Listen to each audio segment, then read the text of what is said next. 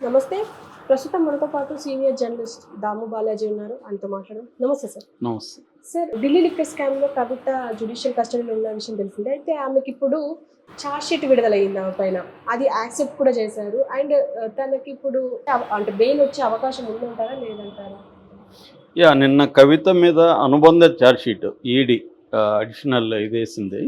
So, దాన్ని మామూలుగా అయితే ఒకరోజు ఆమోదిస్తుందా లేదా అనేది రౌస్ అవెన్యూ కోర్టులో కావేరి బవేజా గారు రిజర్వ్‌లో పెట్టారు. బట్ నిన్న ఆమోదించారు. సో, దాన్ని ఆమోదించడం ద్వారా ఛార్జ్‌షీట్ వేయడం అంటే ఇంకొంత స్ట్రెంగ్తన్ అయినట్టు కేసు.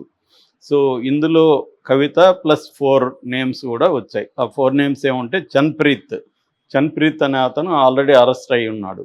మిగతా ముగ్గురు అరెస్ట్ కాలేదు. దామోదర్ శర్మ, ప్రిన్స్ కుమార్, అరవింద్ సింగ్ ఈ ముగ్గురు పేర్లు కూడా దాంట్లో ఉన్నాయి. ఈ ముగ్గురికి కూడా నోటీసులు వెళ్ళాయి. వీళ్ళు ఈ నలుగురు ప్లస్ కవిత జూన్ 3వ తేదీన కోర్టుకి రమ్మని సమన్లు ఇష్యూ చేసింది. సో, కవితను ఈ చన్ప్రీత్ సింగ్ను జైలు నుంచి పోలీసులు తీసుకెళ్ళి హాజరుపరచాలి. మిగతా వాళ్ళు వాలంటరీగా వాళ్ళు రావాలి. రాకపోతే వాళ్ళకు కూడా అరెస్ట్ వారెంట్ ఇష్యూ చేసే అవకాశం ఉంది. అంతే ఈ మధ్య సుప్రీంకోర్టు ఈడీకి కొన్ని గైడ్లైన్స్ పెట్టింది అరెస్ట్కి సంబంధించి. ఎవరినైనా సమ్మన్స్ కోర్టు మీరు డైరెక్ట్గా అరెస్ట్ చేయకూడదు. కింది కోర్టు అంటే స్పెషల్ కోర్టు ఏదైతే ఉందో వాళ్ళు సమ్మన్స్ ఇవ్వాలి. సమ్మన్స్కి రాకపోతే అప్పుడు బెయిలబుల్ వారెంట్ ఇష్యూ చేయాలి. దానికి కూడా రాకపోతే నాన్ బెయిలబుల్ వారెంట్ ఇష్యూ చేయాలి. సో, కోర్టుకి వాళ్ళు వస్తే వాళ్ళని అరెస్ట్ చేయకుండా ఉండాలి. కోర్టు పర్మిషన్ లేకుండా మీరు అరెస్ట్ చేయొద్దండి. ఇలాంటి కొన్ని మార్గదర్శకాలని పిఎంఎల్ఏ చట్టం కింద సుప్రీంకోర్టు చెప్పింది. అందుకని ఈ ముగ్గురిని కూడా దామోదర్ శర్మ, ప్రిన్స్ కుమార్, అరవింద్ సింగ్ ఈ ముగ్గురిని కూడా అరెస్ట్ చేయట్లేదు. సమ్మన్స్ ఇష్యూ చేశారు. సమ్మన్స్కి వాళ్ళు రాకపోతే బెయిలబుల్ వారెంట్ ఇష్యూ చేస్తారు. సో, ఇది కవితకు సంబంధించి రౌస్ అవెన్యూ కోర్టులో జరిగిన పరిణామం. ఇక హైకోర్టులో కవిత బెయిల్ పిటిషన్ మీద సుదీర్ఘంగా వాదోపవాదాలు జరిగాయి. ఇటు కవిత తరపున విక్రమ్ సింగ్ అనుకుంటా ఆయన ఆర్గ్యూ చేశారు. ఇటు ఈడీ అండ్ సిబిఐ తరపున అడ్వకేట్స్ కూడా ఆర్గ్యూ చేశారు. అక్కడ high court judge Swarnakant Sharma reserve చేశారు బెయిల్కి సంబంధించి. తీర్పు ఇంకా చెప్పలేదు. మరి ఏ రోజు చెప్తారా రేపు చెప్తారా అనేది చూడాలి. ఒకవేళ హైకోర్టులో కానీ బెయిల్ వస్తే కవితకు పెద్ద ఊరట దొరికినట్టుగా మనం అర్థం చేసుకోవచ్చు. కానీ బెయిల్ వచ్చే కండిషన్లు అయితే టఫ్గానే ఉన్నాయి. ఎందుకంటే బెయిల్ రాకుండా ఉండడం కోసమే ఈ ఛార్జ్షీట్ వేశారు. ఒకవేళ ఇప్పుడు ఏంటంటే 2 ఇన్వెస్టిగేటివ్ ఏజెన్సీలు కూడా కవిత మీద అభియోగాలు నెలకొల్పారు. రెండిట్లో కూడా కవితను విడివిడిగా విచారించారు. ఇప్పుడు ఈ రెండిట్లో కూడా బెయిల్ రావాలి కవితకి. ఒక దాంట్లో వచ్చి ఇంకో దాంట్లో రాకపోయినా కష్టమే. మామూలుగా మొన్న కూడా మనం చూసాము, హేమంత్ సోరెన్ కేజ్రీవాల్కి ఇచ్చినట్టే తనకు కూడా బెయిల్ ఇస్తే తను కూడా వెళ్ళి ఎన్నికల్లో ప్రచారం చేసుకుంటానని మధ్యంతర బెయిల్ అడిగాడు సుప్రీంకోర్టుని. కానీ సుప్రీంకోర్టు హైకోర్టుకి వెళ్ళమని సూచించింది. సో, ఎవరు సుప్రీంకోర్టుకి వెళ్ళినా పిఎంఎల్ఏ బెయిల్కి సంబంధించి మీరు కింది కోర్టుకి వెళ్ళమని సూచిస్తుంది. ముందు ట్రయల్ కోర్టులో ట్రై చేసుకోవాలి. ట్రయల్ కోర్టులో ఫెయిల్ అయితే హైకోర్టుకి వెళ్ళాలి. హైకోర్టులో ఫెయిల్ అయితే సుప్రీంకోర్టుకి వెళ్ళాలి. ఈ ప్రాసెస్ని ఫాలో కాకపోతే వాళ్ళు మళ్ళీ వెనక్కి వెళ్ళమని చెప్తున్నారు. అందుకని కవిత ఈ ప్రాసెస్ని ఫాలో అయింది. అయితే మనకి చాలామందికి ఏంటంటే కేజ్రీవాల్కి బెయిల్ వచ్చింది కదా, కవితకి ఎందుకు రాలేదు అంటే, కేజ్రీవాల్కి ఆయన బెయిల్ అడగలేదు. నిజానికి ఆయన తన అరెస్టును ఛాలెంజ్ చేస్తూ సుప్రీంకోర్టుకి వెళ్ళాడు. సో, తన అరెస్ట్ చేయని పద్ధతి కానీ టైమింగ్ కానీ కరెక్ట్గా లేదు. ఎందుకంటే కేసు 2022 అక్టోబర్లో పెట్టారు. సో, దాదాపు 1.5 year అయింది. 1.5 year వరకు నన్ను అరెస్ట్ చేయకుండా ఎలక్షన్ ముందు కావాలని అరెస్ట్ చేశారు. ఎందుకంటే నేను 22 ఎంపీ స్థానాల్లో నా పార్టీ పోటీ చేస్తుంది. 3-4 రాష్ట్రాల్లో నా పార్టీ ఉంది. సో, లెవెల్ ప్లేయింగ్ గ్రౌండ్ లేకుండా అందరికి ఈక్వల్ ఆపర్చునిటీస్ ఉండాలి రాజ్యాంగం కల్పిస్తుంది. కానీ అది లేకుండా వీళ్ళని అరెస్ట్ చేయడం ద్వారా ఆమ్ ఆద్మీ పార్టీ విజయ అవకాశాలను దెబ్బతీయడం కోసం మోడీ పనిని కుట్ర అన్న యాంగిల్లో ఆయన పెట్టాడు. సో, అరెస్టు విషయంలో పిఎంఎల్ఏ చట్టం ఏం చెప్తుంది, సెక్షన్ 19 ప్రకారం ఆ ముద్దాయి నేరం చేశాడని ఈడీ నిరూపించాల్సి ఉంటుంది. అదే బెయిల్కి వెళ్తే సెక్షన్ 45 ప్రకారం ట్విన్ కండిషన్స్ అంటారు. నేను నేరం చేయలేదని ముద్దాయే నిరూపించుకోవాల్సి ఉంటుంది. బర్డెన్ ఆఫ్ ద ప్రూఫ్ ముద్దాయి మీద ఉంటుంది. అట్లాగే బెయిల్ ఇచ్చినా బయటికి వెళ్ళినా కూడా నేరం చేయను అని కూడా అక్కడ జడ్జిని నమ్మించాల్సి ఉంటుంది. సో ఈ కండిషన్స్ ఉండడం వల్ల బెయిల్ అనేది కష్టమవుతుంది పిఎంఎల్ఏలో. సో ఇది చాలా ఇబ్బంది ఉంది. దీని మీద బాగా వ్యతిరేకత వస్తుంది పిఎంఎల్ఏ మీద. అందుకనే మనకి తేజస్వి యాదవ్ లాంటి వాళ్ళు మేము అధికారంలోకి వస్తే ఈడీని సిబిఐని మేము రద్దు చేస్తామని కూడా ప్రకటించారు. ఎందుకంటే అంతగా ప్రతిపక్షాలని ఈ రెండు ఇన్వెస్టిగేటివ్ ఏజెన్సీలు వేధిస్తున్నాయి.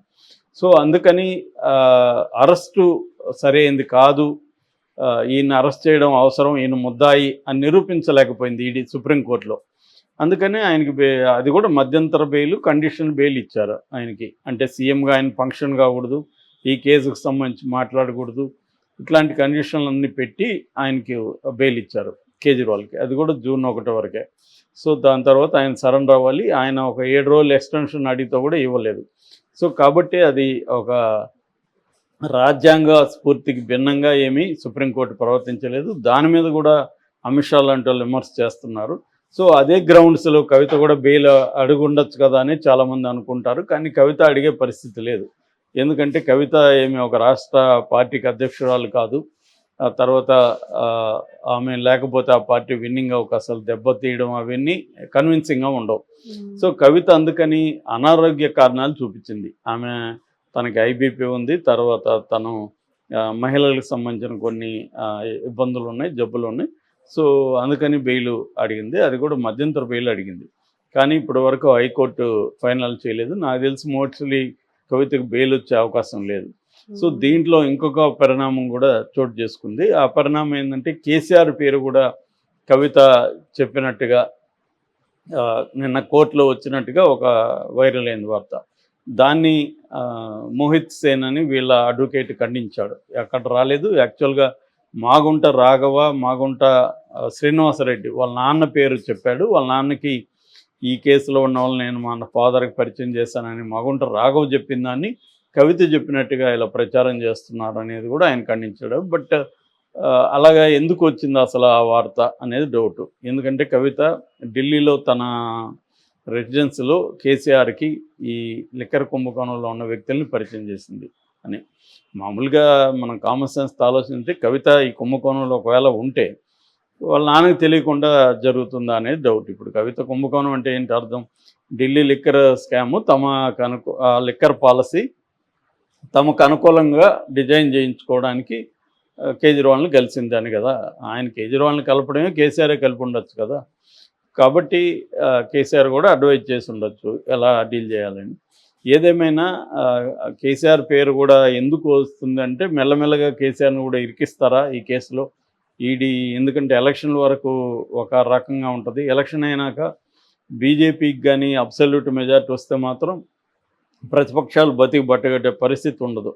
సో అప్పుడెప్పుడో చెప్పేవాళ్ళు కదా, అశ్వమేధ యాగంలాగా ఒక అశ్వాన్ని పంపించి అశ్వం పోయినంత మేర తన సామ్రాజ్యం అని రాజు చెప్పేవాడు. ఎవడు ఎదిరించినా వాడిని అంతం చేసేవాడు. అలాగే ఇప్పుడు మోడీ కూడా అదే జరుగుతుంది. తన దేశంలో తనకి వ్యతిరేకంగా ఏ పార్టీ కూడా ఉండకూడదు. ఏ పార్టీ ఉన్నా కూడా దాన్ని అనేక రకాలుగా మటాష్ చేసే కార్యక్రమంలో మోడీ ఉంటాడు. ఒకవేళ మోడీకి కానీ అబ్సల్యూట్ మెజార్టీ వచ్చి గవర్నమెంట్ ఫామ్ అయితే మాత్రం ఖచ్చితంగా కేసీఆర్కి కూడా ఇక్కడ ఇబ్బంది అవుతుంది.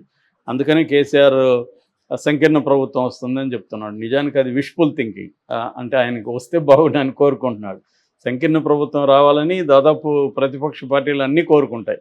ఎందుకంటే మోడీకి కానీ అబ్సల్యూట్ వస్తే రెండు రకాల ప్రమాదం. ఒకటి ప్రతిపక్షాలని నాశనం చేసే కార్యక్రమం, రెండోది దేశాన్ని నాశనం చేసే కార్యక్రమం. అంటే దేశాన్ని అంటే ఆర్థికంగా కాదు, డెమోక్రటిక్ సెటప్ని డిస్టర్బ్ చేసి ఫెడరల్. ఎందుకంటే మొన్ననే తెలంగాణలో సమూహ అనే ఒక సంస్థ సెక్యులర్ దీని మీద పెడితే వాళ్ళని వచ్చి ఏబీపీ వాళ్ళు కొట్టారు, ఈ హిందూ సంఘాలు.